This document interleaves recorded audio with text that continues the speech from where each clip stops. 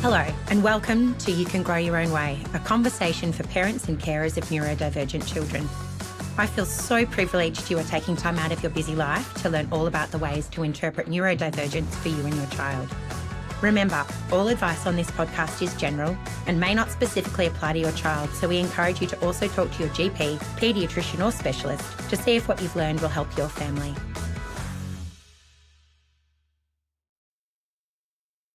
Hello and welcome to You Can Grow Your Own Way, a conversation for parents and carers of neurodivergent children. Today is the last episode in season 2, and thank you so much for those of you who have been with us on this journey. I actually can't believe that we've made it through 2 seasons. We will be taking a little break while we do some research, some recording and catch up. So we've got great content for season 3. I'm really hoping we can bring you some taboo topics in season 3 too, and talk about some of those less discussed but thoroughly important topics that parents may be nervous about asking about but really want to know. So keep an eye out for those. And if you've got any ideas on episode topics that we should be doing in the future, please be sure to email at carly@limelightbc.com. I really look forward to any suggestions. They are taken incredibly seriously. So today for our final episode, we're actually going to be talking giftedness and 2E.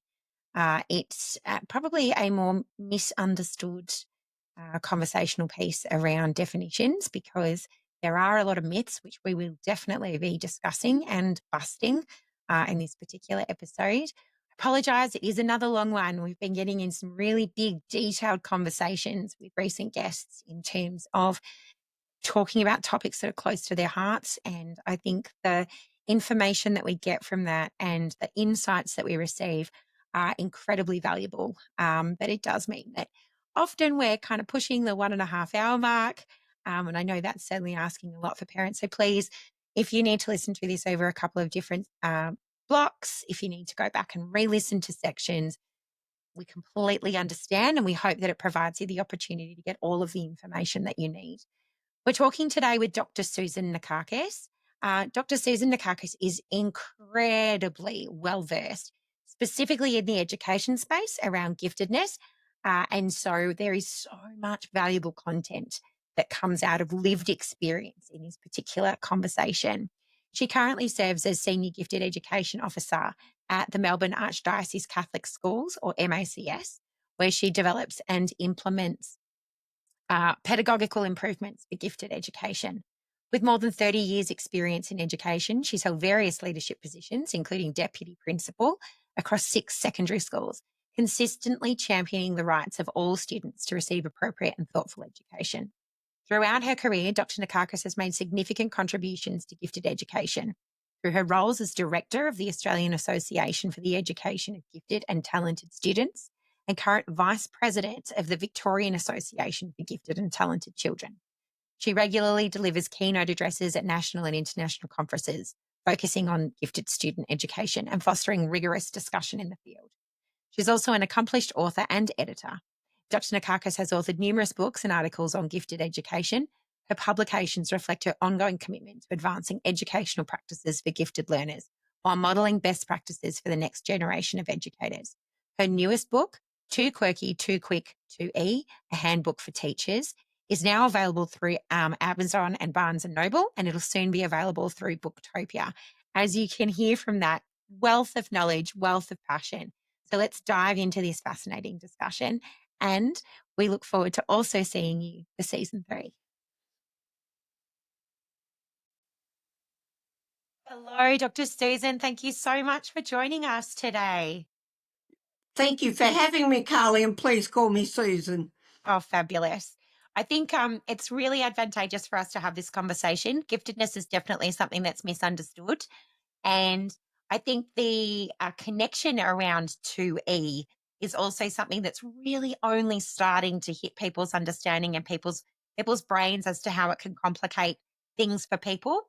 So being able to sort of share this not only from your knowledge, but partially through experience, I think is a really beautiful opportunity for us. So I'm really thrilled to have you. Thank you very much. And I must say that I am very passionate about giftedness, and I'm passionate about twice exceptional, gifted plus students. I get very cross with teachers when they say to me, and I've had principals say this to me, we don't have any gifted students in our school. And as you well know, that Australia and the Australian Association of Gifted and Talented Children and the Victorian Association of Gifted and Talented Children all go with Francois Gagne's 10% of any class will have gifted students in it. And every time I say that to principals and teachers, they gasp. And I say, and some will hide, and some will mask, and some will play up, and some you will only see the disability and not the gift. And I go on, and in the end they say, stop, Susan, stop. And I always start with students are active explorers and teachers guide the exploration. And teachers love that. I always find them taking it down. Yeah. And Robert, in my role on the VAGTC, and in my role, in my paid work, Robert Sternberg is a very big influence because he lately, last year I think it was, he started to talk about transformational giftedness and about how these gifted students, whether they're 2E or not, these are the people who are going to change the world. They're the artists.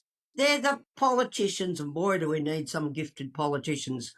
They're the musicians. They're the teachers. They're the leaders. They're the doctors. They're leading the Red Cross.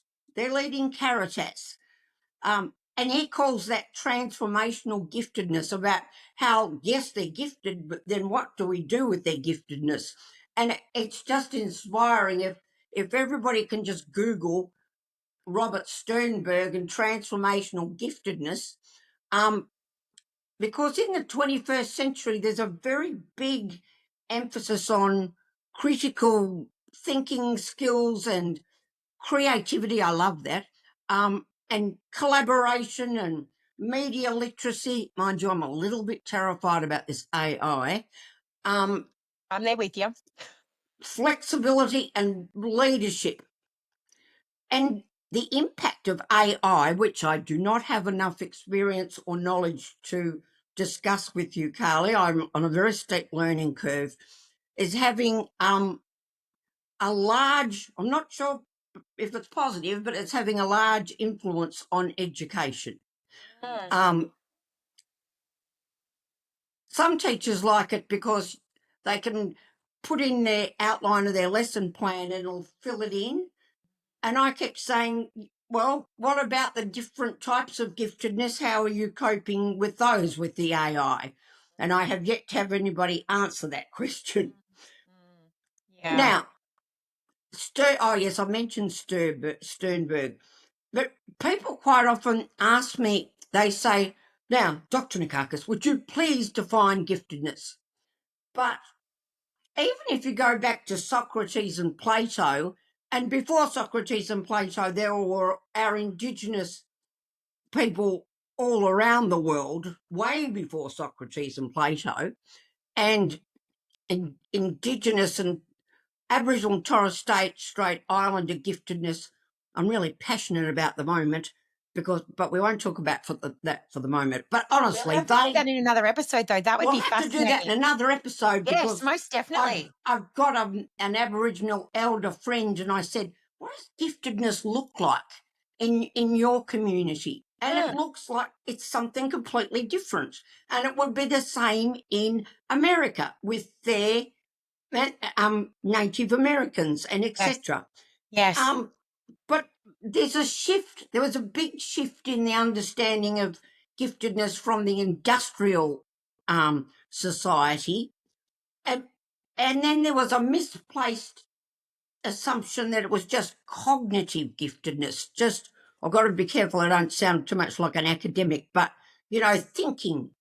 And giftedness is more than just thinking. It's art, and it's sport, and it's leadership, and it's hundreds of other things, and it leads to deep learning. So we've moved from that industrial model. We've also moved from that Wechsler intelligence test, which only tests cognitive giftedness, to having a look at giftedness in other areas. And that's becoming increasingly a bigger focus in the gifted area, but it's been a very slow uptake, Carly, I can tell you. And if you gave 10 people in the street a survey, they would still go with cognitive giftedness. And it's not just thinking, it's also metacognition, thinking about thinking, and constructing, what is real. But I'm a great lover of Sternberg and his definitions, but there are hundreds of definitions of giftedness. Yeah. But there isn't one anymore. There's just not one. Here's a popular one. I've got it in my left hand. A popular definition is that they're gifted when their ability is significantly above the norm for their age. And what does that mean? And I've already mentioned Gagne and the 10%. But they're not a homogenous group. They're not all the same. Whether they're 2E or not 2E, they're still not the same. They come from different socio-economic backgrounds. They come from different cultural backgrounds, especially in Australia, heavens. And they're gifted in across the domains. Some are gifted in 2 or 3, some are gifted in 1, and that's called asynchrony, which is a really big word. It's a fancy word. And all it means is that some gifted students can be gifted up here, like I'm mildly gifted in that intellectual writing way, but absolutely woeful in the spatial way, absolutely woeful. And that's called asynchrony. And it's not very often you find a gifted student who's gifted across the board in art, in cognitive giftedness, in intellectual, in sport, in leadership. They are very rare gifted people. They're wonderful, but they're very rare. I think it's very interesting whenever we have these conversations about different forms of neurodivergence, and we really dive into how they're defined, why they're defined, and the problem with the definition. And what constantly comes up is, you hear it in the autism community all the time. You've met one autistic person, you've met one autistic person. That's But the right. beauty of neurodivergence is that you can understand the premise of where it's coming from, of what's measured, of how it's diagnosed, but that doesn't tell us about the specific individual. And the variance for the individual is huge. You are 100% correct, Carly. I wish you could come around with me all of the time and say that. I keep saying to them, Professor John Munro from the Australian Catholic University always says, keep the child at the centre. And he is exactly right. And no one child is the same. They don't learn the same. They don't look the same. They aren't the same. And no two gifted are the same. I mean, even when you look at asynchrony, how they might be gifted in one area and not gifted in another, it's particularly obvious in a secondary school because you can go from one faculty and they'll say, oh, Carly, she's absolutely brilliant. That in the lit and English faculty, the humanities, you go over to the maths science people and they go, she's really struggling. And then I have trouble telling these, informing these teachers that this is a gifted individual. And then I have to A, spell asynchrony, and B, define it because it's a fancy word that just means people are different. And people are different, and, they're good at different things, basically. Yeah. And the number of people who confuse giftedness with intelligence I find frustrating too. Yes. Um, Do you want to explain that? yeah, it's intelligence. It's a capacity to learn from experience. using those metacognitive processes and the ability to adapt to your environment and what's happening around you. And it may require different adaptations. I'm horrified about what's happening in the Ukraine, but they will be using their intelligences in different ways to adapt to.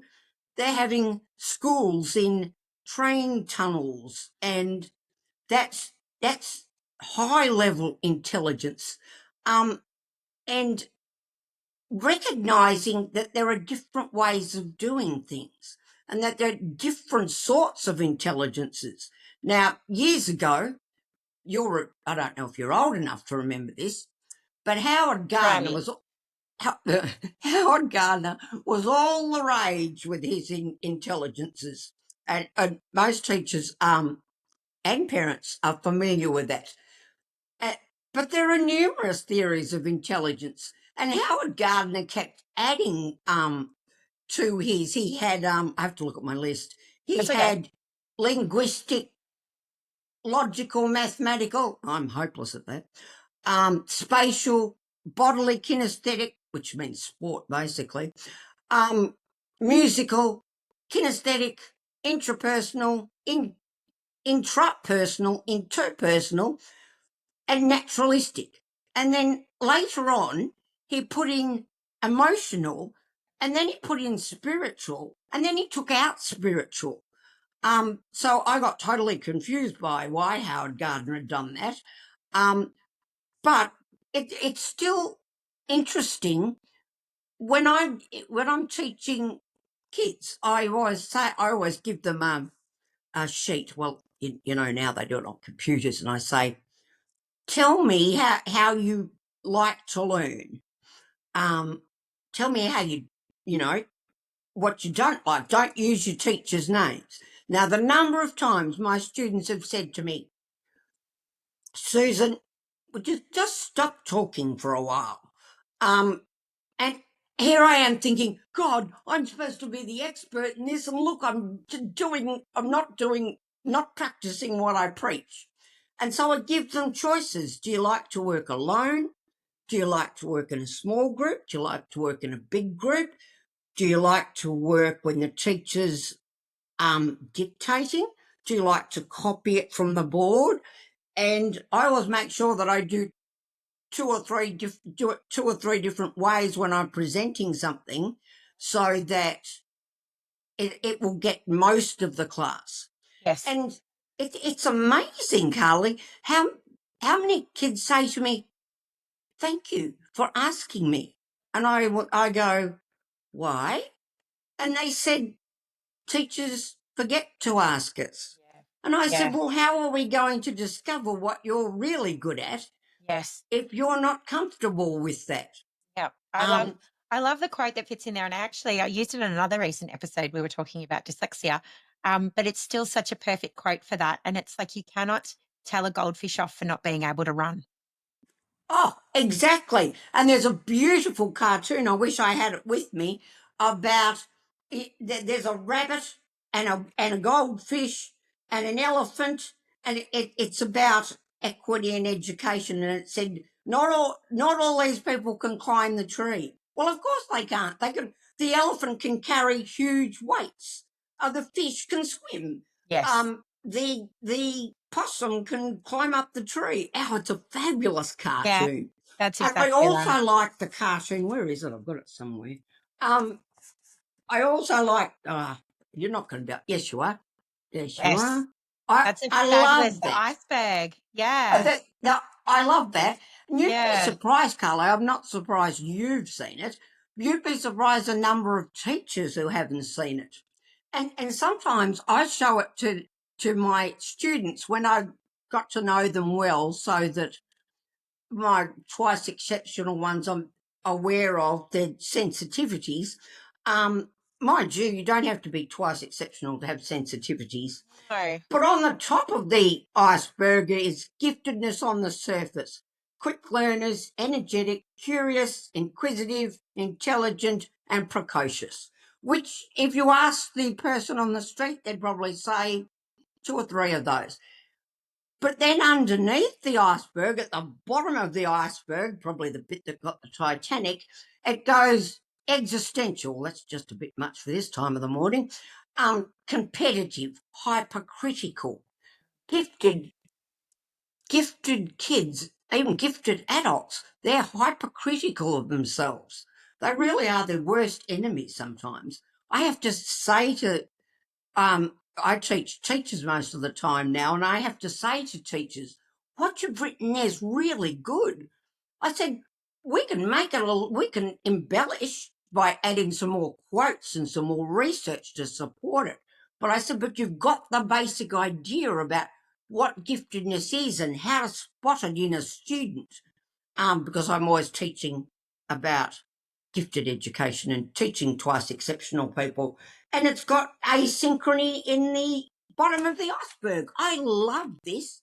Yeah. Isn't that awful? I didn't even write where I got it from, but I will send it to you because it's on my Fantastic. computer. We'll add it to the show notes. That would be great. We'd love that. It's really good. And something else that's really good. This is from the Victorian, the Victorian Department of Education website. And I love it because it says gifted and talented. And up the top it goes 2 to 5% will have a gifted plus a learning or physical disability. And I'm thinking, oh my gosh, they've even got, not only do they have an entire page on giftedness, but they've even included kids who are gifted plus. I always call them gifted plus. When you try and explain it to people, because some people call it double labelled and some call it twice exceptional and some call it neurodivergent, which is, I think, a much better word. But most teachers use 2E because they're too quick and too quirky. Yeah, Um, teachers love an acronym. They do. Teachers love an acronym, but I'm very pleased that the Victorian Department of Education, they put out some wonderful resources, and the Victorian Association of Gifted and Talented Children, we wrote a frequently asked questions book. I hope I'm allowed to say that. Book for them the year before last, and it's primarily for parents so that they know what to look for. You know, how do I know my child is gifted? All you have to do is Google it under the department and frequently asked questions, and it's all there free for you. It took us months to do, to get it right, use the right language so we didn't sound too academic, that, you know, it was accessible to people that English was their second language. It was accessible to people who were dyslexic or accessible to people who were vision impaired. So we did an, an oral version of it as well. We tried to do everything we could to make it accessible to parents. We invited some Aboriginal and Torres Strait Islander elders to help us with not help us, to write about how giftedness looks different in all cultures. And that's a beautiful 60,000-year-old culture, which is my next passion project. What does giftedness look like? It doesn't look the same in all cultures.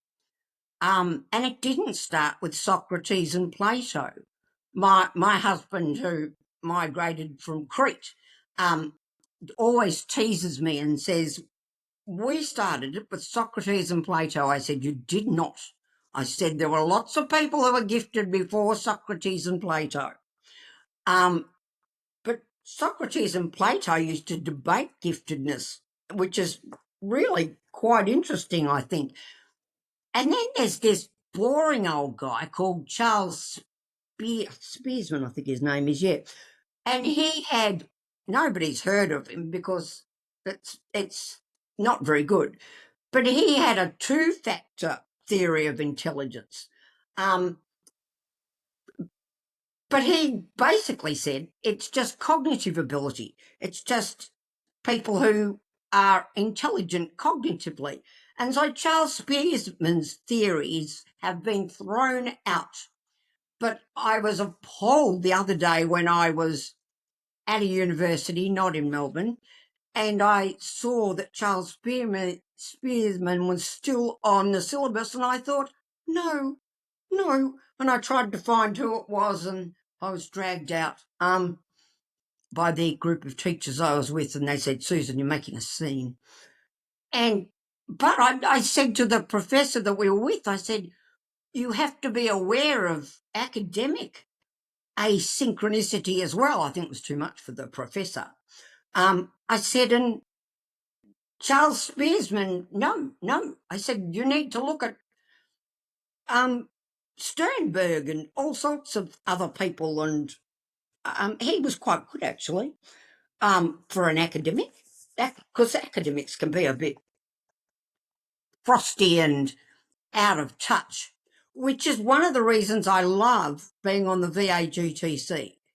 It's a group of volunteers. I lost the word. It's a group of volunteers where mostly educators, and there are a couple of parents of gifted students on it. And we're all volunteers and we all do what we're good at because it's a very asynchronous group.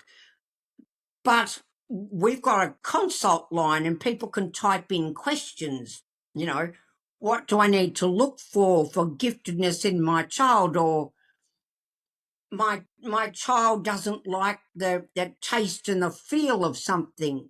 And so sometimes I'll talk about Dabrowski's gifted overexcitabilities, which really is a Venn diagram with the ADHD Mhm. diagnosis Yes. about Yep. how they Their don't like the sensory perception. feel, yeah, Yeah. or taste of something. And um, one of my friend's grandsons has got noise cancelling headphones because the too much noise, too much stimulation is too much for him, and he's very highly gifted. We're a high sensory house, our house here. And we're in the process at the moment. I probably will never officially pop Mr. Nine through diagnosis confirmation for twice exceptionality for him, because I think he's gone through enough for everything that is going on with him, and we can just know it without it needing to Yeah, be defined. yeah. But Miss Almost Five, who's going to school next year, we're going to be looking at those assessments for her this year, likely twice exception, because I'm hoping that we can really set her up when she starts in prep, understanding her areas of strength, the areas that will need some support, where her challenges are going to be, and how we can kind of help her flourish. And yeah, we have a very sensory aware house, because all three of them have their very different loves and hates. Yeah, tell me about the modifications, for want of a better word, that you use in your sensory household. It really depends. And it's funny how sensory things can vary from day to day depending on their Oh, that's true, regulated yeah. state. But we have a lot of things that are just available for when they need them. So we've got lots of different textures that can be put in Yeah. the hands, in the mouth, on the feet. We're very aware if kids say there's a type of clothes they don't like, we just accept that. That's fine. It's obviously something that is overwhelming for them. Um, Very careful around meals, because food is definitely a very strong one. Oh, Sound absolutely. sound for us, I think we really can't go past like 2 layers of sound before everybody gets a bit much. So, you can maybe have TV on and a conversation, but if anything more than that, it would be too overwhelming. And there are certain sounds where, like, if I need to use the food processor, I'll actually announce it loudly to the house so that those are in my house Oh, who don't like the I sound can fully actually. understand that. Yeah, yeah. So And you would think, being a school teacher and walking through the yard, which is always a challenge, I taught at an all-boys secondary school for a number of years, and I used to walk down the Year 12 corridor with these huge bulking boys and say, okay, here I am coming through. And they were just like big puppies. But uh, they were gifted in so many areas. It was a very football-y school, but there were some very gifted artists and some gifted they did visual and studio arts there too, which wasn't bad for a boys' school. And there were some very gifted people there too, and gifted boys. And it took a long time for a lot of the staff to realise that giftedness came in more than academic and football. I said, look, you've got a gifted artist here in year 10. I said, look at this. And he's gone on to, he won the Archibald Prize. And they had a gifted in the visual arts. One of them made carved this absolutely magnificent picture. It was a Catholic school, so he carved what's the right word? A sort of statue of Mary holding Jesus. It was a Catholic school, so that's what they do in Catholic schools. And it was absolutely beautiful. And the bishop came out and offered him money for it. Yeah, wow. Which I think he took in the end, because he said, no, you can have it. And he went on and is now teaching at the Victorian College of the Arts. And he was just brilliant, absolutely brilliant. We had trouble getting him through Year 12 English, but we got him through. Yeah. Because we had to scaffold the notes for him so that it was accessible. Yes, he could sculpt everything, but he couldn't. I mean, to write an essay, we actually gave him scaffolds of how to do it. You do this, then you do that, then you do this, then you add that, then you add this. And we got him through, and as I said, now he's teaching at the Victorian College of the Arts and being brilliant, apparently. Rewarding. I've got another friend who, she owns a dance studio, but both of her children, I'm not sure if it's a chicken or an egg or an egg or a chicken, both of her children absolutely gifted in the dance. She is too, but her son, who's 10, I think he's going to go on to big, dance with the Australian Ballet. And people wouldn't notice that about him. They might notice that he was having trouble with his maths, but they wouldn't notice that he was gifted in dance unless they saw it. And that's what I find I find it frustrating. Two things frustrate me. A, some people don't believe in giftedness. And yes, people call it all sorts of different things. High ability. I mean, there are 25 different synonyms for gifted. Every time I go to a gifted conference, there's a fight about what we're going to call it. In the end, in Victoria, we just stick with giftedness. I mean, they can all just fight about it.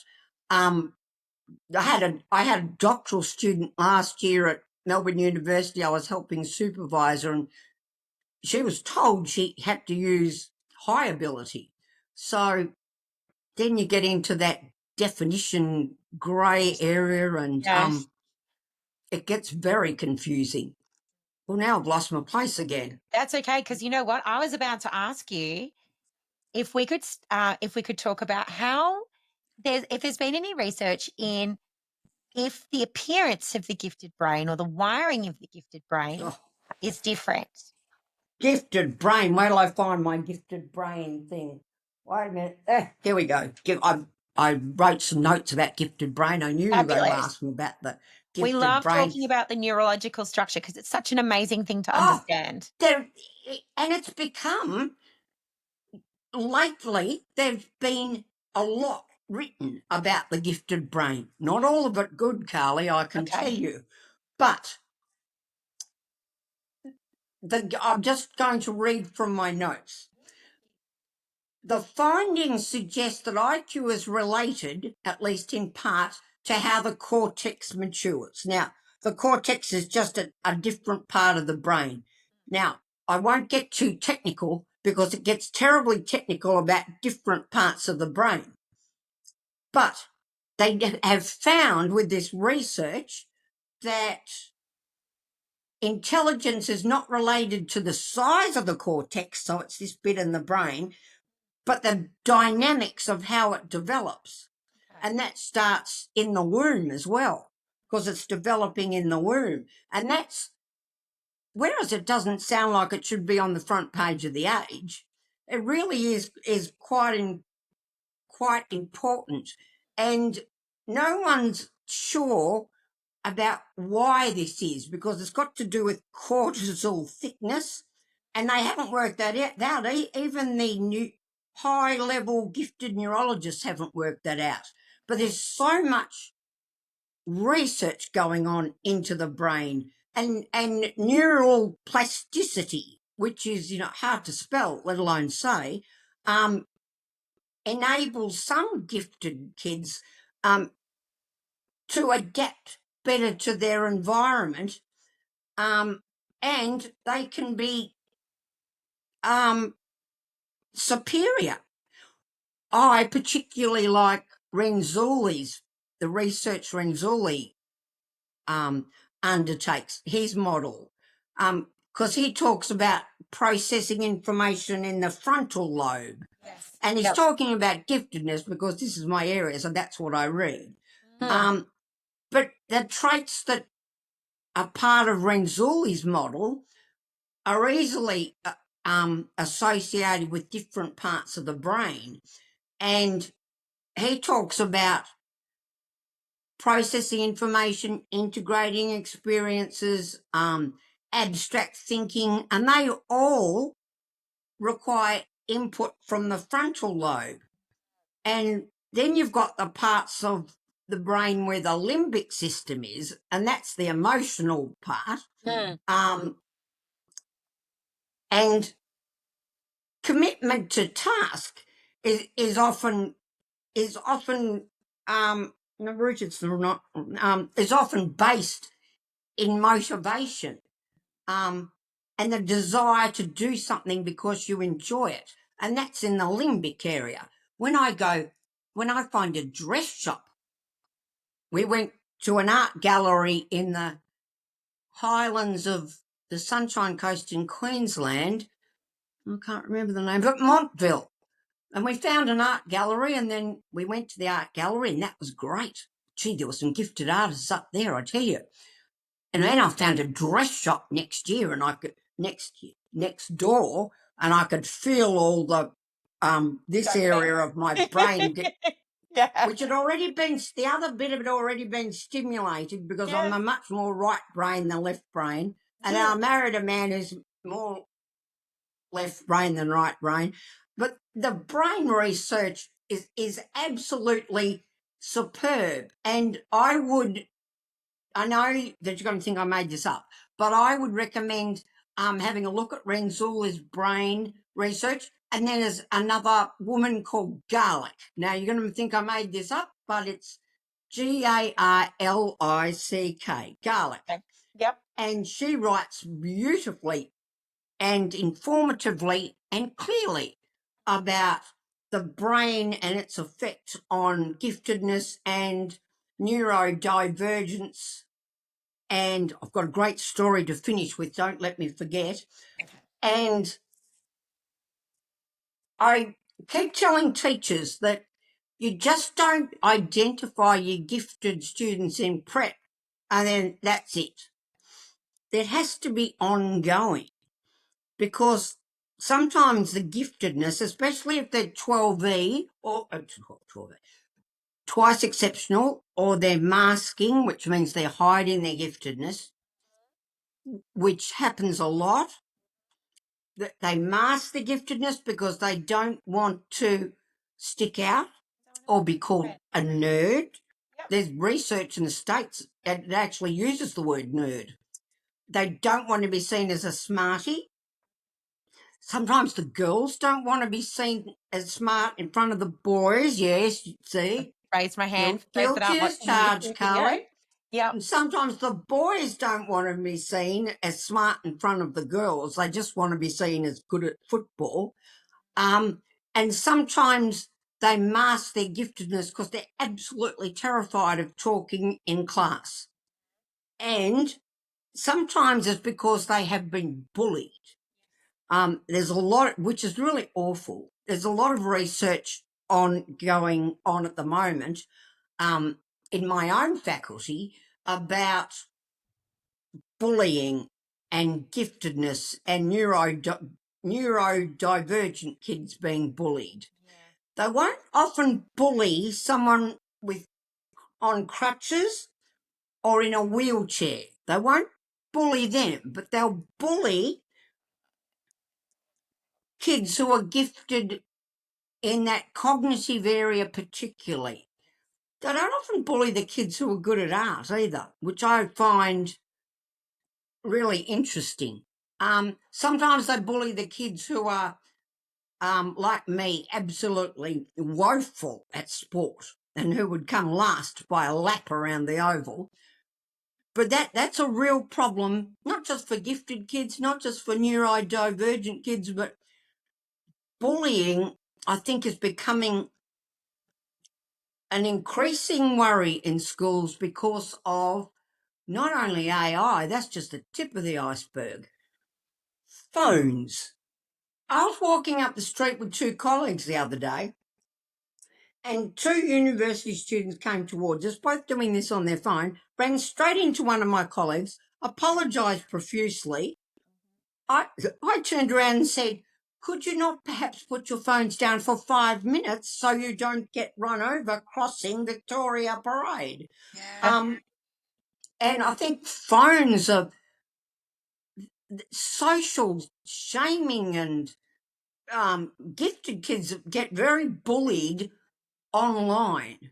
And I think that social media, no matter how many policies schools put in about no phones, you have to lock them in your lockers, you're not allowed to bring them, they're only allowed out in an emergency, it doesn't work.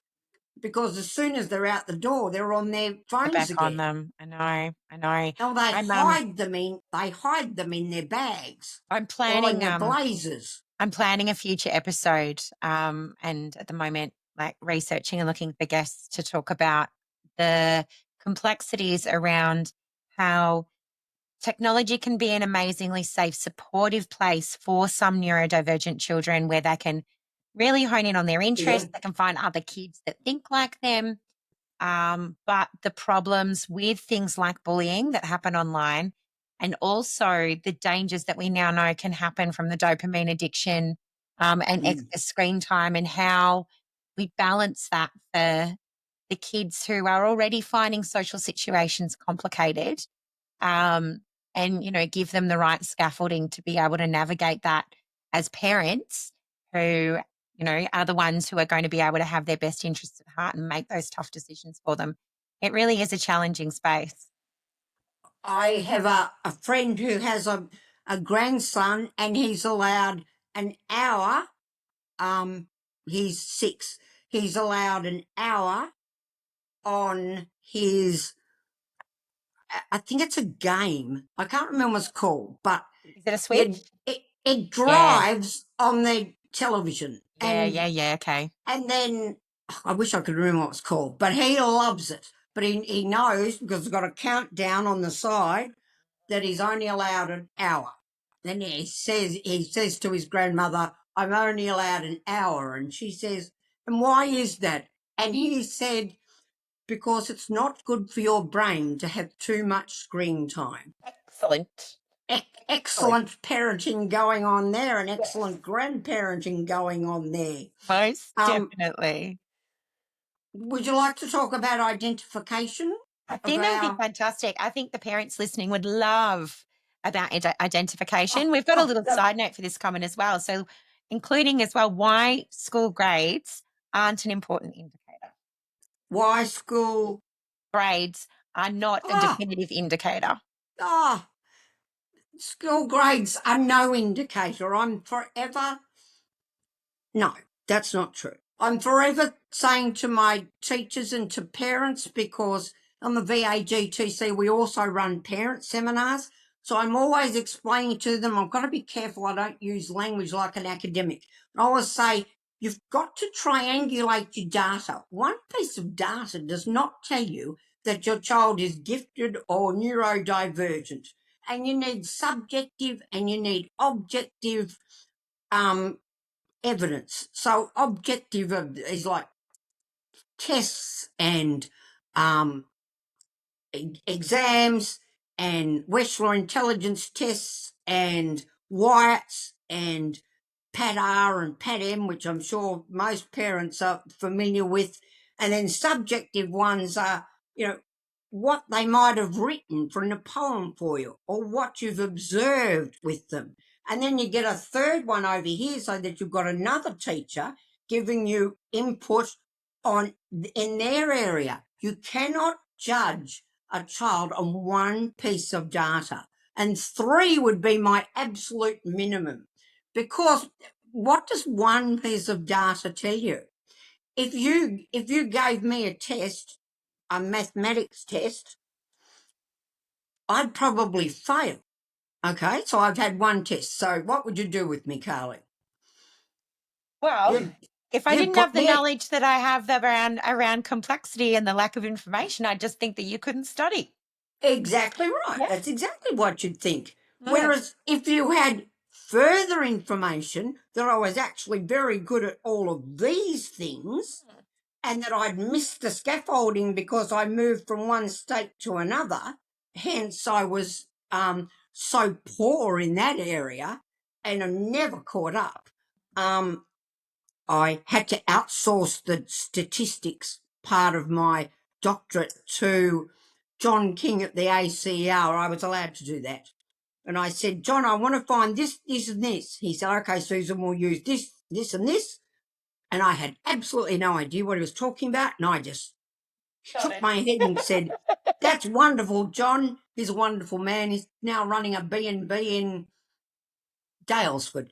Sounds beautiful. Such a gifted man himself. So back to the data question. Data, I think, is a 4-letter word. It really is. I've been in schools where they have data walls. And I've stood there and I've said to the principal, and what data have you used as a basis for your data wall? And the principal, I can think of this one principal that I won't mention, and I have to use he, I'm sorry. And he said, well, it's our pet data. And I said, oh, what about, I'll call him Brian. I said, Brian, what other sort of data? Have you got data from the art teacher? Do you have data from the social studies teacher? Do you have data from the sports teacher? Do you have data from the dance teacher? And he said, no, just Pat R and Pat M. I said, well, that's the only data you've got. So that's a tiny little bit of data you've got about that child. What about the rest of them? And he went, oh. And so we had a long discussion about triangulating data and how 3 was the absolute minimum. And I'm sure he did, but he said he didn't know the difference between objective and subjective data. And I said, one you can count, it's qualitative, no, quantitative you can count, qualitative you observe or you read. And I was quite alarmed that this principal didn't know that.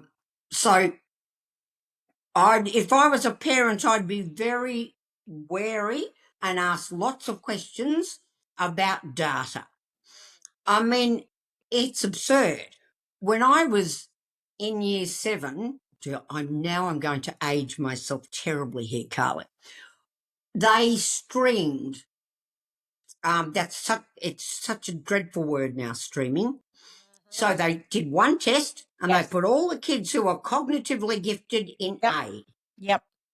Now, Shirley Strawn, who was the lead singer of Skyhooks, a very, very gifted musician, was in whatever it was, D or E. And he could write the most magnificent songs, and he could sing like an angel, and he would wipe the floor with me, gifted wise. And streaming did a lot of damage. It really I did. actually Because unfortunately still use it in certain schools in the UK. It's heartbreaking. oh no, it's just, Yeah, I yeah. think streaming's a four-letter word too. Oh, it's yeah. And I think we have some schools in Melbourne who still use it as well. And some hide it under, they call it different things, and they call it gifted programs. And they go, Dr. Nikakis, come and look at our gifted program. And I go, okay, so you've got all your kids who are good at humanities in these two classes, all your kids who are good in the sciences in these two, and how do the kids in the other three classes feel? And I said, is there room for kids to move in and out as you discover that they are neurodivergent and indeed gifted, or will you discover up here that these kids are asynchronous, only good at one thing, and are feeling really uncomfortable? And talk about being unpopular, my questions were very unpopular. And so, whereas they've got their glossy brochure that we have, we cater for all, they're not. They're not catering for different levels of giftedness or different varieties of giftedness or neurodivergence. They say, oh, yes, we are. We put in a ramp for our student on a wheelchair. Carly, I nearly swore at the principal. Oh, and I went, You're God, lucky I wasn't there. oh, I said, well, that's one sort of exceptionality. Let's talk about others. Let's talk about sensory. None of my children need a ramp for a wheelchair. No, exactly right. But he only understood that. He saw the disability and not the gift. Yes. There's another frustration I have. Yes. People seeing the disability and either ignoring or not seeing the gift, or saying to me, I had a teacher say this to me the other day, and I'm not a violent woman, but I wanted to bop them on the head. They said, we can't possibly find their giftedness because we're having so much trouble with them in the classroom. And I said, may I come and do an observation? They said, of course. So we went through all the proper paperwork. Now, what this child needed was one of those wiggle stools. Now, they've got a proper name, haven't they, Carly? I can't remember what they're called. Everyone listening knows what a wobble stool is. It's all Yeah, good. it's a wobble. Yes. And she also needed the things I have on my own desk. Squishy balls. Yes. She also needed a space to stand up the back. And I said, why can't she sit on the back ledge? She wouldn't fall. I said, why can't she sit there if she wants to change her environment? So I gave them a list of things they could do. And all of a sudden, oh, gee, what a surprise, Carly. They didn't have any trouble with her behaviour and they discovered her giftedness. And I wanted to bop the teacher on the head. But then... This is an amazing opportunity for me to ask you a question, if I can. Yes. Oh, good. I better have a glass of water. Have a sip of water while I ask you the question. So I was thinking as we're having this conversation, I feel like so parents are going to see when their kids are, let's just say quick, right? Because we haven't got a definition, we haven't done any assessments, but there's certain things they're quick at and they can see that that is more than their peers.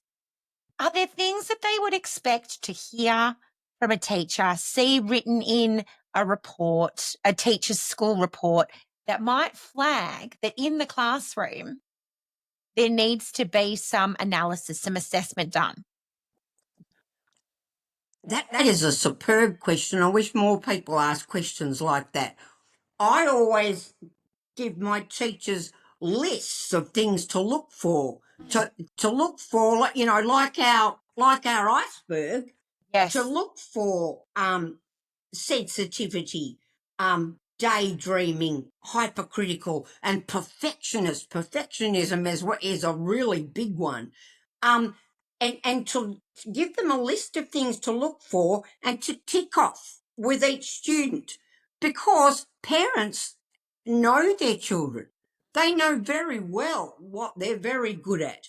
They know what sets them off, whether it's a loud noise or a straight chair or not being able to move around. I used to get my year 10 boys to stand up and walk around the room, and the principal used to say, "What are you doing?" And I said, "I'm moving them. We're moving. We're getting Yeah. the blood going. The blood's going in the brain." Which is Um, it's now proven, isn't it? That's data. yeah, The best thing you can do for students is get them to move every now and again. that's exactly right. Yeah. And then I say, and here are some ideas of what you can do while you're looking for these things. So I suggest to parents that, and I mean, I know I'm flogging the VAGTC here, but Not at all. we have fantastic resources for parents on how to approach schools, what questions to ask, what to look for in your child.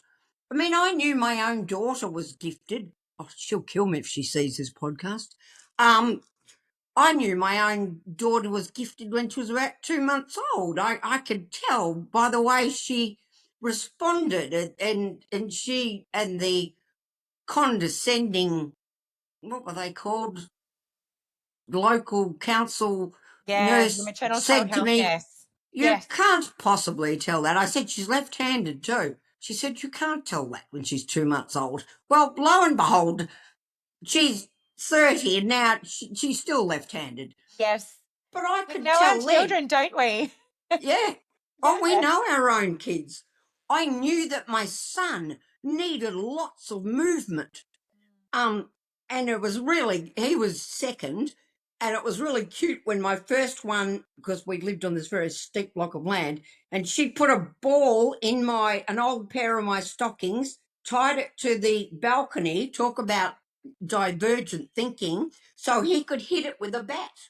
Yes. So it would swing. And I said, "Zoe, I said, you're a genius. I said, you're an absolute genius." And he hit that ball, and when the stockings wore out, we put in another one. So good. And I said, when How he old was went she to, when she did this? I think he was in prep.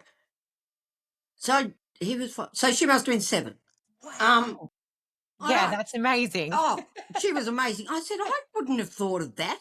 Well, she said, "Oh, Mum, it's quite obvious. I mean, you could try it around here." And I said, "Yes, darling, quite obvious." Um, she's twice exceptional, and she can put people off because she can say, "Well, it's quite obvious." My Somebody, 9-year-old does that. yeah, He she just can put pops in his people off. sleeve. Somebody came to her and said, "Give me some critical feedback on this." It was a piece of writing. Mm. And so she did. And they didn't speak to her for 3 weeks. And she said, "Mum, they're not speaking to me." And I said, "Okay, tell me how you gave them that feedback." And she said, "I said, this was wrong and that was wrong and that was wrong." I said, "Okay, now, if as a teacher, I would have said, this is good, but perhaps we can change this up a little bit.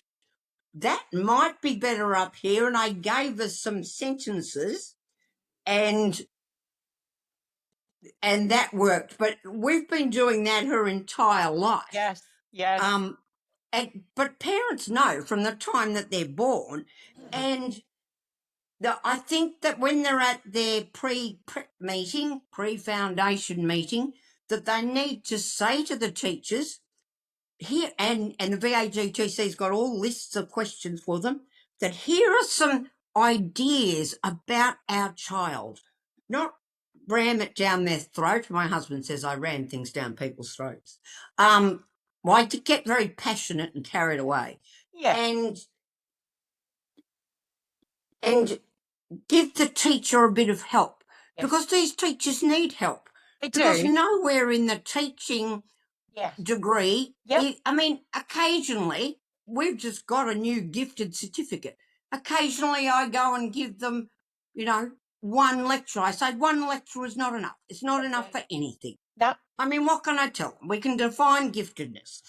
And there's so much, which is why I usually run courses over a year. I mean, even that's not enough.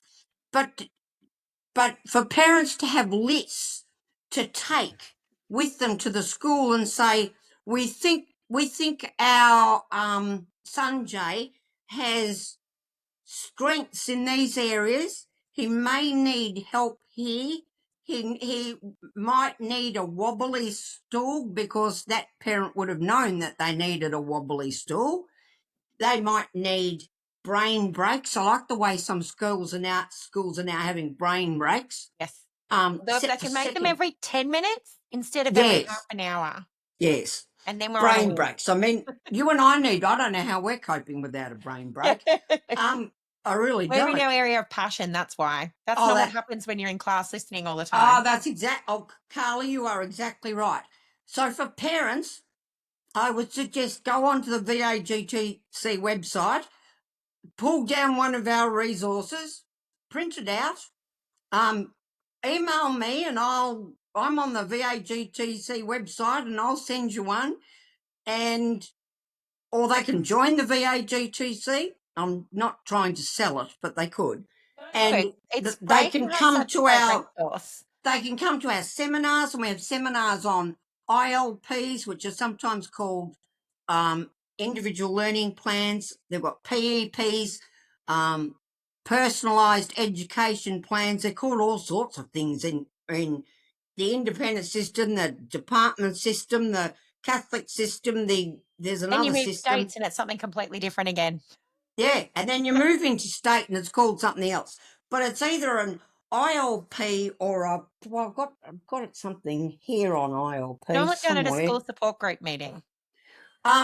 Yeah. Oh, and a PSG is a parent support group. Now, I've got myself into trouble on many occasions because I've said to the principal, I hope you are inviting the student to this meeting. And the look of horror on the principal's face. I said, we don't have to have them there for the whole meeting, but if you're going to talk about them, let's invite them in and ask them how they're finding their learning. Yeah. Wouldn't that be a good idea? Yeah. You would think I'd invented I don't know. I can't think of something The wheel. wonderful. The wheel. You'd think I'd invented the wheel, but no. And I said, you don't have to have them for the entire meeting. You just have to have them, make them feel comfortable and say, what are you enjoying about your learning? How can we make your learning more comfortable or more accessible for you? I would use language that was appropriate to the age level of the child. Yeah. And you can get so much more information that way. My goodness, yeah. Than just listening to so-called experts like me and the teachers and the parents. I mean, the parents usually are much more well-informed than anybody else anyway. But to exclude the child from a parent support group, I find incomprehensible. I really do. You need to say to them, is there another way of teaching that would suit you better? Which is why I always ask mine, but not all teachers do this. How do you like to learn? Are there 2 or 3 ways you like to learn? What don't you like? Lots of noise. Like I've had students in my class who've said, Susan, you're being loud again. And I said, sorry, because I'm a loud individual. But I've taught them to say that I won't be offended if I'm too loud, and I understand that they have a sensory challenge. It's not a deficit, it's a challenge. That annoys me too when people call them deficits. They're not deficits, they're just challenges. It's just, I was too loud.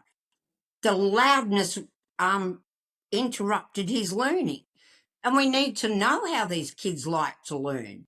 And so we've got sheets and sheets for parents on how to approach the school with about your gifted or your gifted and neurodivergent child. They're pretty good too, because we, as a group, you don't join a volunteer group, which is exhausting and work, without being passionate. That's it. And we've all we all have gifted children as well. And And whether that's the we're other thing. You're volunteering because you've got lived experience, and lived yes, experience is just, yes, you know, lived experience is a wonderful expression, Carly. That sums it up. yeah. And so we're also parents and teachers. And so we're very good at trying to find resources to suit parents. We try and answer their questions as best we can, or we'll send them to somebody. Somebody asked me the other day whether they needed a Wechsler intelligence test to prove that their child is gifted. I said, tell me about your child. I said, your child sounds gifted to me. What purpose would the whisk serve? And they said, nothing. We just wanted to be reassured. And I said, so your child's getting A pluses across the board. They're happy at school. They're happy socially and emotionally, which is to me is the most Wow. important. They're happy socially and emotionally, and you want to give them a $2,000 test. Just let And them they keep went, kicking goals. oh, I said, this child is kicking goals. I said, they don't need a test. Sometimes we need a test to see, because they come in subtests, to see which areas we might need to help them with. And that can be useful. Yes. But when it's not useful, when they're kicking goals across the board, they're Yes. happy, Yeah. they love going to school. Why on earth would you spend $2,000 on a test? I find that really frustrating. So, and this actually brings us to one of our other talking topics, and I love that you've just brought it in naturally, which is fantastic. And that is talking about understanding, you know, whether or not there is a need for something like a diagnosis or verification. So, really, is that of greatest benefit when you're talking? Because you were talking about, you know, asymmetrical learning and thinking. That is that where you really want to look at that sort of thing, so you can kind of understand where they're excelling, where they're struggling, and then how you can help them up. Yeah. If if their giftedness is asynchronous, I Mm, think that sometimes a whisk can be helpful, yes, because it can that's okay. because it can give you greater insights, because it has subtests on it. A Mm, psychologist has to deliver the whisk, but it has subtests which give you um, greater insight into where that child might help with their neurodivergence. But if they're kicking goals across the place, they're happy. They're they've got friends. It doesn't matter whether the friends are in the class up or the class down. It makes no difference. Then why would you? I only recommend testing when you think that there's a challenge, but we can't identify it easily. okay. Those cognitive tests are really quite, but they won't help if the child is having trouble. Anything else, it might help a bit spatially. Sometimes it'll help a bit with if it says they're having memory problems, Yeah. because that will affect their reading and their comprehension. But if they are exhibiting a problem, then those tests can be helpful. Yeah. But if they're not, why would you bother? Yeah. Yeah. I have never had my daughter tested. But you don't I need know, to. I know Yeah. full well that she's gifted. When Yes. she was in year 8, she said to me, "Mum, can I go and sit the McRob test?" Yes. Um, and I said, and she was at the school around the corner. And I said, "Are you not happy at the school around the corner?" And she said, "Yes." And I looked at her and she said, "I just want to know what a standardized test looks like." And I tried not to roll my eyes. And I said, "Okay, darling, here's the $50. Your father will drop you off." And when I picked her up, I said, and how did you enjoy your standardised test? And she said, it was really good. But I was worried that so many people had had tutors and I hadn't had any tutors. And I said, A, you said you just wanted to experience a standardised test. Mhm. And B, it is proven that the tutoring does not help with this particular kind of standardised test unless you've come from a country that hasn't had testing at all and you don't know what it looks like, in which case you've got to level the playing field a bit. And she said, oh, so that was the end of that. So 2 months later, and I was outraged because the principal of the school around the corner rang my husband, not me, I'm the educator, and offered her a scholarship so that she wouldn't leave and go to McRob. And the principal knew before we did that she'd got into McRob. And so we gave her the choice and we said, you put your pros and cons, because that's what we always did when we were trying to make a decision. And she stayed where she was at the school around the corner. But I thought it was hilarious on so many levels I'm that just going she, to sit a test for fun, Mum. yeah, I just, it's a good job I could afford $50. I just wanted to try a standardised test. And and my husband said, a standardised test. And then I had to explain what a standardised test was to him. And it was hilarious. And he said, you should have seen all the kids at this test they were trying to get into Melbourne High, and was a Yes. test for the select entry schools. Yes. Yep. Nossal, Suzanne, Corey, I don't think they were there then. That sort of school. But she ended up staying at the school around the corner and enjoyed her standardised test experience. But I thought it was hilarious. And she said she's asynchronous, and she said the English and the history questions were fantastic. I really enjoyed it. I said, that's good, darling. She said, I didn't enjoy the maths part. And I said, you've never enjoyed the maths part. She said, yes, I know. And I said, well, did you learn anything from it? And she said, well, I learnt what a standardised test was, that it measures one thing against all these other things. And then she looked at me and she said, but Mum, it's just testing for one thing. And I thought, oh, preaching to the converted here. Yes. And I said, you're right, darling. It is. It is only testing that one sort of giftedness, because she'd grown up with me writing books about this. And she said it's only testing that one sort, or even maybe those two sorts. But, she said she had gifted friends. She played in the Melbourne Symphony Orchestra chorus thing, and she had gifted friends there, but who were failing English and maths at school, but was singing opera and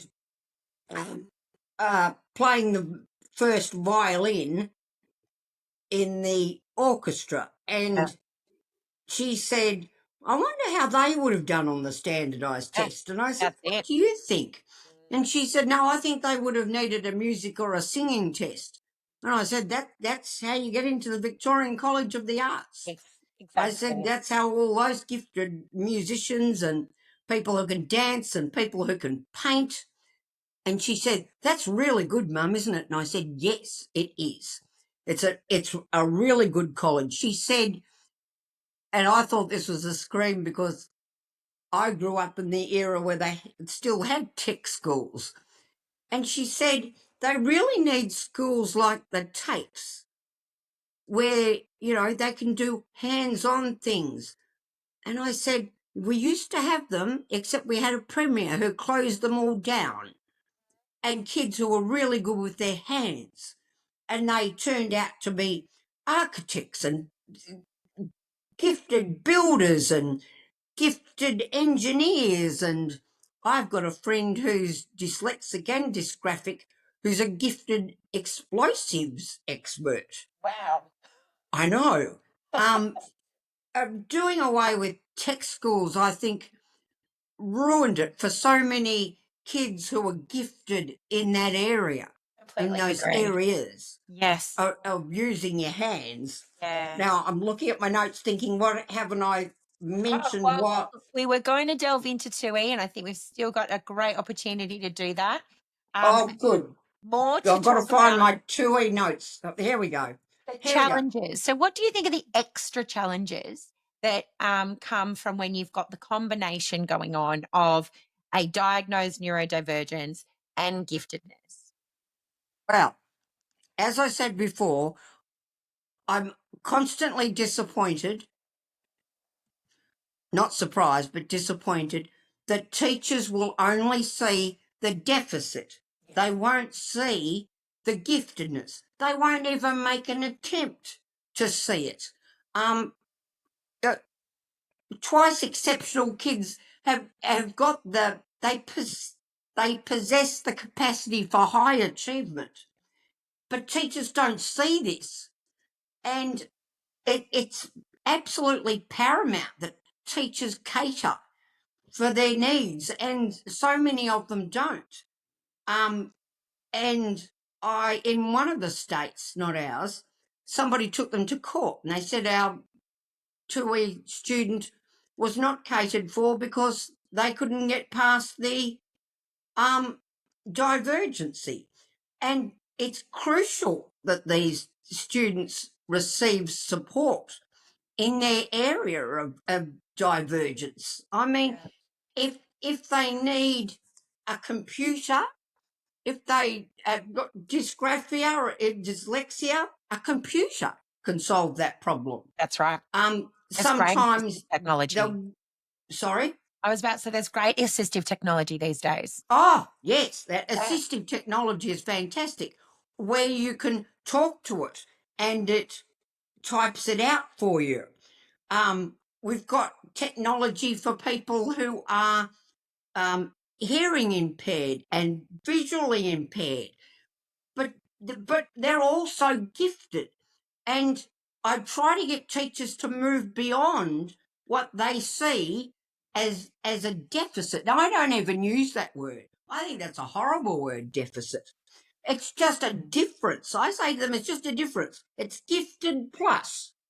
It's not gifted minus. It's gifted plus.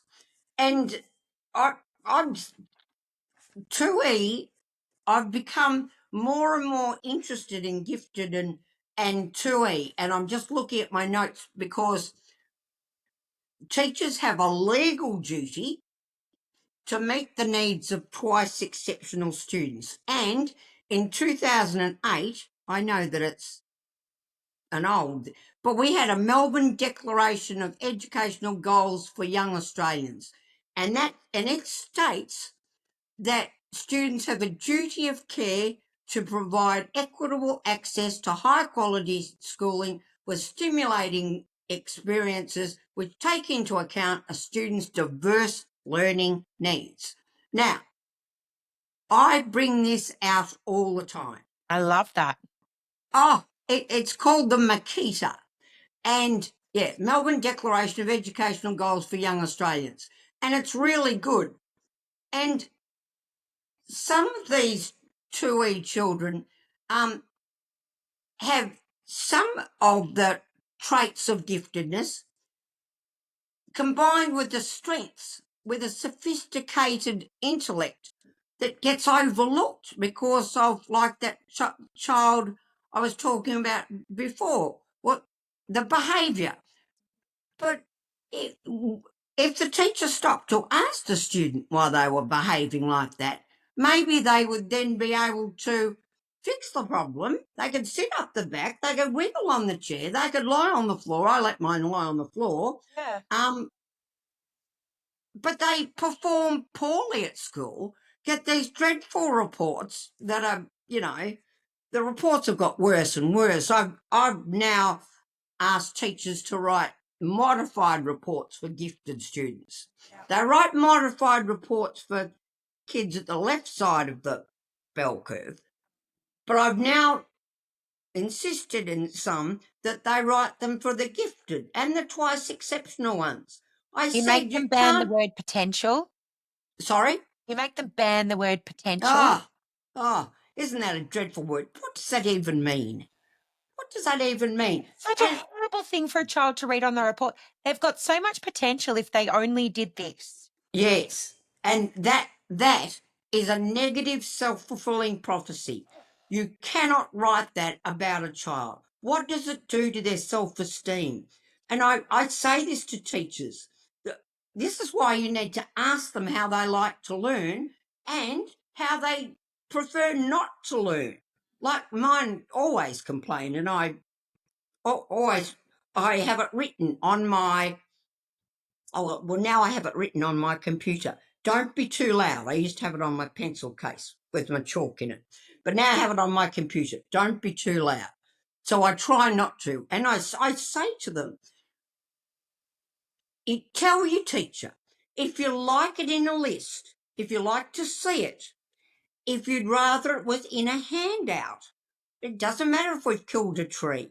If you'd like to hear it, if you'd like to hear and see it, if you'd like to work in a group with like-minded, and I insist that they put their neurodivergent students in with the other gifted students, and whether you want to work with 2 or 3 or 5 or 6, because the trouble with group work with gifted students is that unless you've got them in a group of gifted, like-minded, they end up doing all the work because the rest of the kids say, well, you can do it anyway, And often which they is come not to it a good little for. bit quicker because they come to the solution a little bit quicker. Yeah, Everyone yeah, else sits back and just lets them that's do it. right, and Yeah. that's not good for any of them. No. And it infuriates me when teachers use their gifted students for mini teachers. Tutors?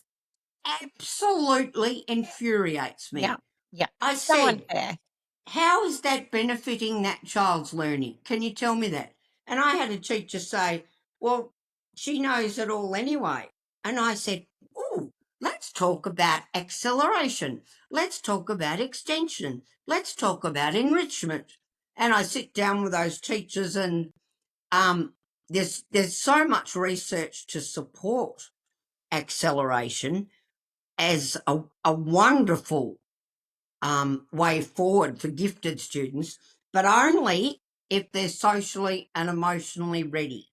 Yeah. And I quite often suggest that, say if they're in grade 4, that they do grade 5 literacy, if that's the area they're strong in, and then spend the rest of the time in with their grade 4s. Or if they're strong with numeracy, they do that. Or if they've got 5 preps, sometimes they'll pull them out. I'm not a great fan of withdrawal, but occasionally if they've all got maths together and they pull out all the gifted ones in the prep and put them together, then that's really good because then they bounce off each other. Except I always say to my teachers, don't put them in the same group all the time because otherwise you'll miss your gifted underachiever that might all of a sudden come out when you put them in a mixed ability and you haven't noticed because they've been busy masking, hiding, being worried about being bullied, but you put them in a small group and away they go. And I've had so many teachers say to me, I discovered that X was actually gifted in this area. And I said, wow, it's only taken you 6 months. No, I didn't say that. I said, that's Just really thought it good. inside your head. Now, inside my head, I thought it. And then I said, right, let's look at some alternatives on how we can enrich this child's learning. And Yeah. sometimes it will be an inquiry project. Sometimes it will be enrichment. Sometimes it will be a chess club. Sometimes it will be acceleration, which has the biggest effect size. Whether or not you're a John Hattie fan, there's lots of other research to support that acceleration has a very strong effect, a positive effect for gifted students. It doesn't necessarily mean a whole year level. it can just mean a subject, like they do in year 10 when they do a year 11 subject, Yeah. or they're in year 11 or they do a year 12. At some schools, they even access some university subjects, which I think is fantastic. And there was a wonderful movie with, I don't know who it was, I can't remember, but it was called Gifted. And it was about this little girl at a school, I think it was Dakota Fanning, maybe, not sure.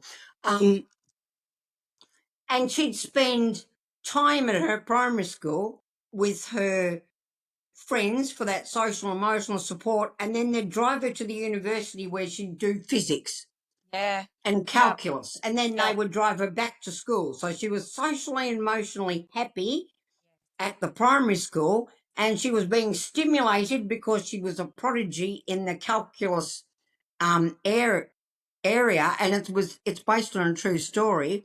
And she's now one of it's American. She's now one of America's leading physicists, and that school organised that because they said to her, "What can we do to help you?" And she said, "This is too easy." And then they kept going up.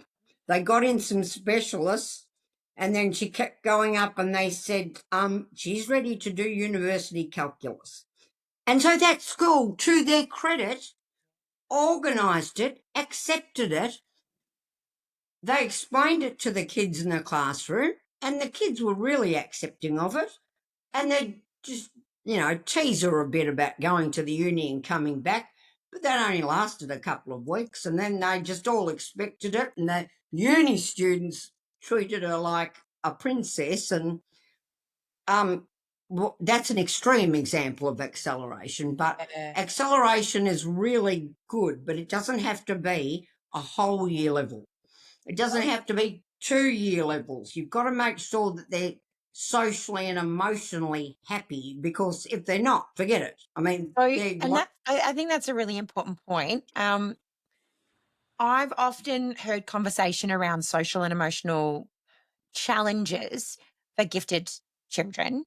Um, do you believe that that's common? Why do you think that's common if it is? I I don't think being gifted equals being socially and emotionally inept. There's a terrible stereotype about the nerd in the corner at the party, and they're terribly gifted, or they've got glasses and they're in the corner. I do think that all children's social and emotional well-being should be attended to.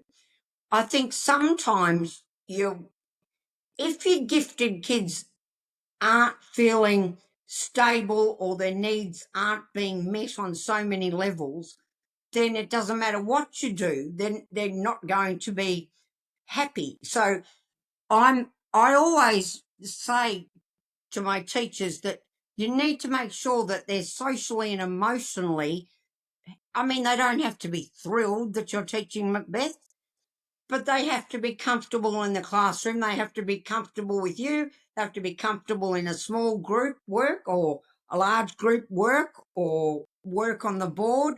And it's your job to make sure that you understand how your student is feeling. Because back to Professor Munro, keep the child at the centre. I wish I had $1 for every time I said that. I'd be rich. I Yeah, could. that's like me when I say children will do well if they can. I think I'd have like 3 houses. The number of times I Oh, remind people of that. but Children will do thank well if they can. thank God for people like us, though, Carly, and that are out there, advocating. Parents, I always say, parents have to advocate for their child. You don't have to throw yourself at the principal's door every morning, but you have to say, here are some good ideas that the trouble is some teachers get very threatened, so you've got to be careful how that you approach it. Say, Susan's very good at this. She has challenges here and here, but this might be helpful for you. It's not helpful. I had a parent once who took a book of research which was far too academic anyway, to the teacher, who was totally, who had a week off with stress leave because she thought that the parents were unhappy with her teaching. And this was a very young, new teacher, and what she needed was a mentor to start with, somebody in the school to help a young teacher. And what the universities need is education in giftedness and twice exceptionality, or what the numerous other synonyms we have for it. Truly understanding individual learning needs, I think. Yeah. They don't. Yeah. They say they do. They say they're teaching individual learning needs, but they're not. They're not. I mean, the fact that they get horrified that I say, please invite your student to the parent support group. I mean, I wouldn't like it if somebody was talking about my learning and I wasn't included. And I say that to them. They say, we can talk about them. I said, well, we don't have to stay for the entire meeting, but it is nice if they get some currency with the meeting, that they feel they're part of it, that everybody's on their side. Otherwise, they can feel really ostracised.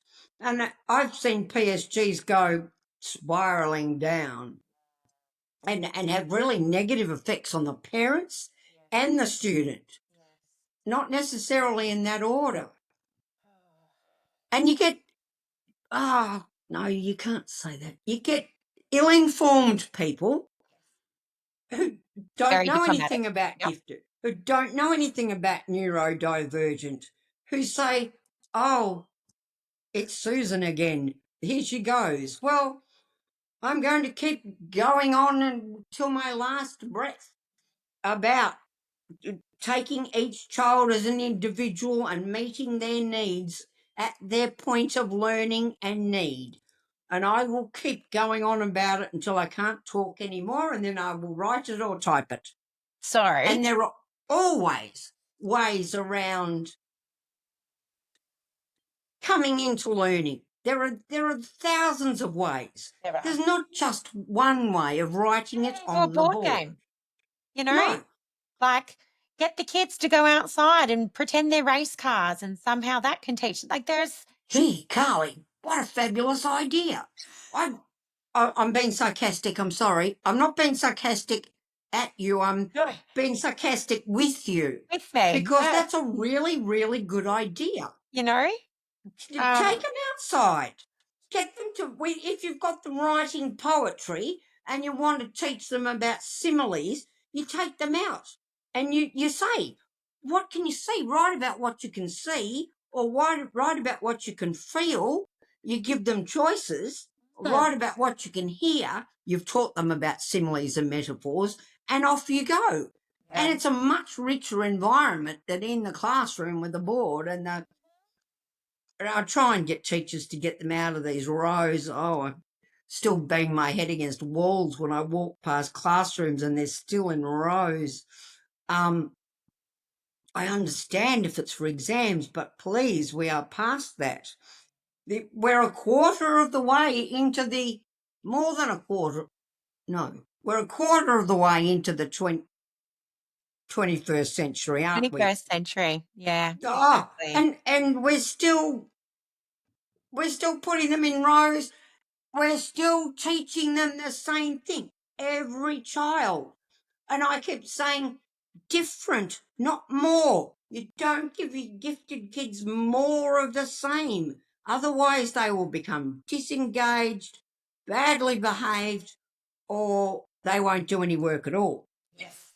Yep. I said they need extension, they need enrichment, they need acceleration.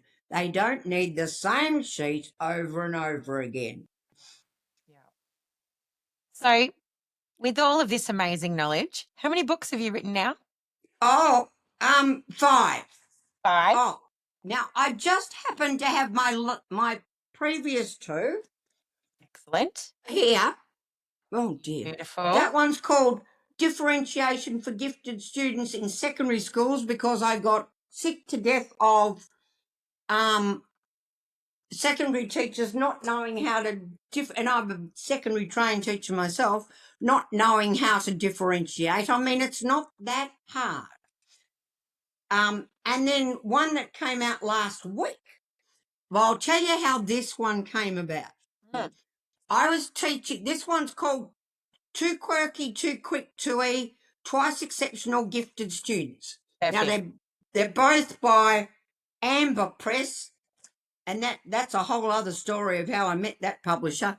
But I was teaching a group of teachers, and about 3 years ago, and all of a sudden one of my teachers, and I was on the second floor of this building, all of a sudden one of my teachers got up and went tearing out of the room. And the other 28 teachers said, Susan, don't you think you should go after her? And I said, no. And about 20 minutes later, she came back, and I'd had them working in groups. I had teachers working in groups. They thought that was unusual. And I sidled up to her and I said, are you okay? She said, yes. I said, can I help? She said, no, I should have moved because you always teach with the door open, which I should have remembered, and the tree swaying outside upset me sensorially. And I got so upset because I didn't do anything about it, and I burst into tears and ran out of the room. And I said, okay. I said, what could you have done? She said, I could have asked you to close the door, or I could have closed the door myself, or I could have moved myself. And then I did an outrageous thing, and I said to her, I said, feel free to say no, and I expected her to say no, but she didn't. I said, how would you like to share this with the other teachers about how it feels to be gifted and have issues with your senses? And she said, that's fine. That's terrific. And I said, everybody stop, please.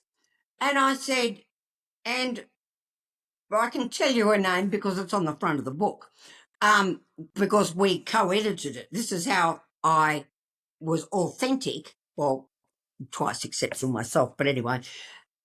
She got up and she told these teachers, a mixture of primary and secondary teachers, about what it was like to be 2E and how she should have, A, told me, B, moved herself, C, shut the door, and they learnt so much about twice exceptional. Yep.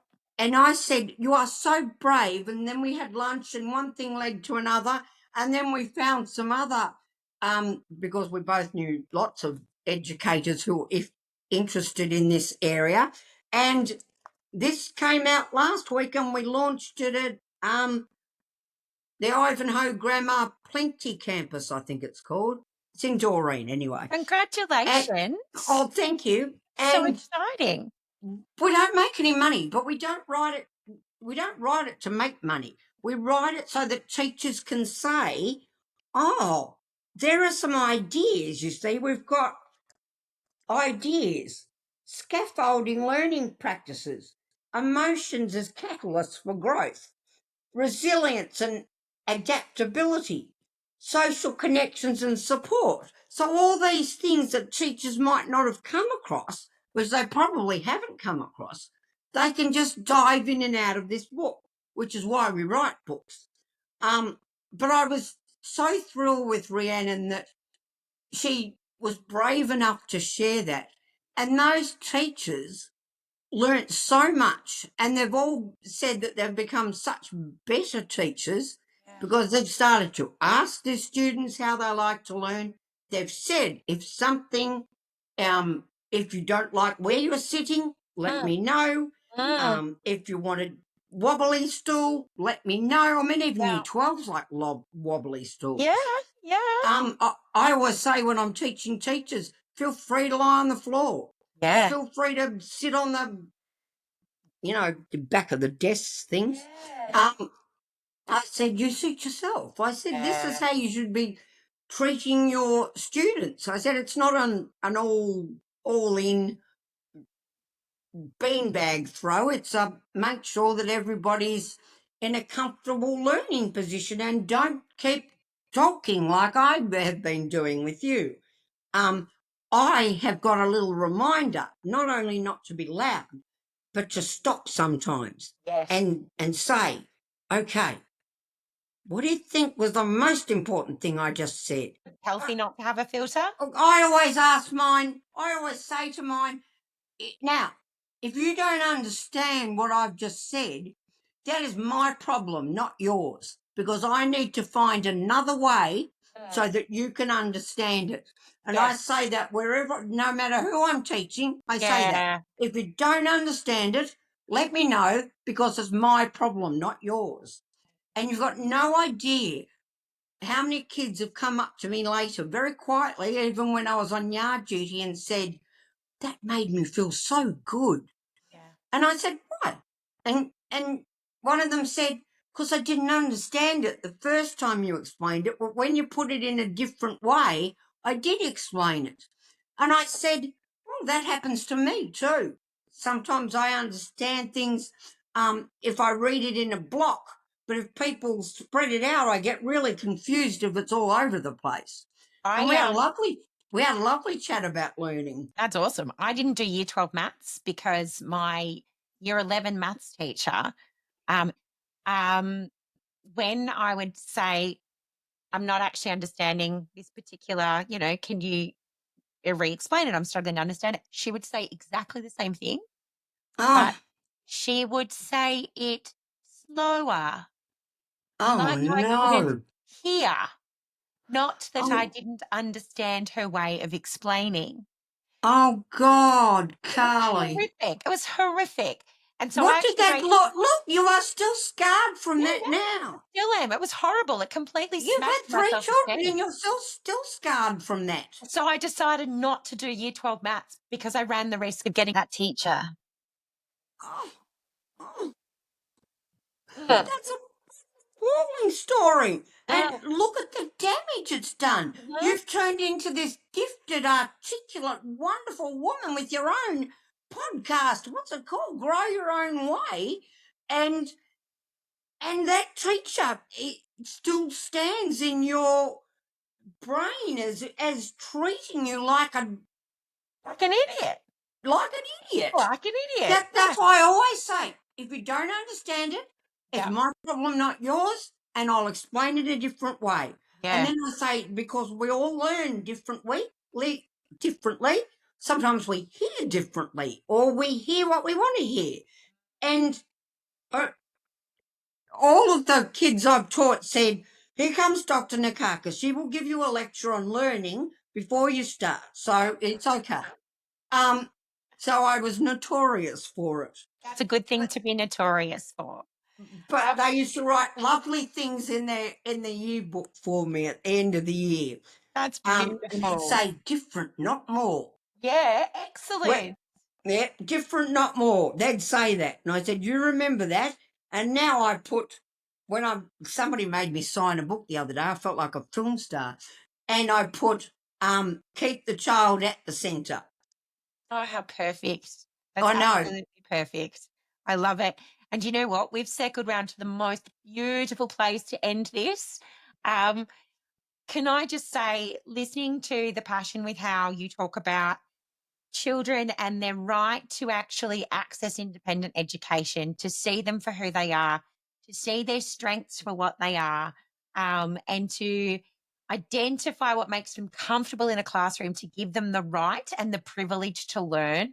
It's been really, really great to listen to. And, having kids who often struggle in a natural class, what I would call a natural, maybe a classic classroom environment, it's heartwarming to know that there are actually people out there that are advocating actively to make sure that that's a change. And, it actually makes me really excited for my little, probably gifted prep for next year, that Absolutely. she's going to be able to have a space to flourish, and that if it's not there naturally, that we can advocate for it and it can happen.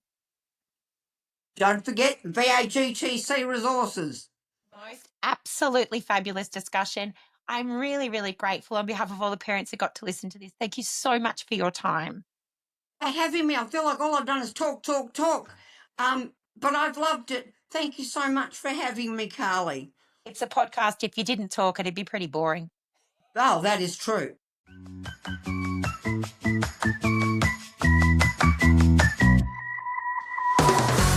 Be sure to check the show notes on our website for any links and references. You can find us at youcangrowyourownway.podbean.com. And if you found this episode helpful, we would love you to help us get the word out. You can share the podcast, tell a friend, and be sure to click the follow or subscribe button so you can access all our new episodes. You can also find us on Facebook and Instagram, where we would love to connect with you. You Can Grow Your Own Way recognises Aboriginal and Torres Strait Islander peoples as the first peoples of this place, now known as Australia. We're coming to you from Jabberung, Jawajali and Wadawurrung country, the country of our guest speaker, and from wherever you are listening. We respect the elders of the past and present, and we share our friendship and kindness.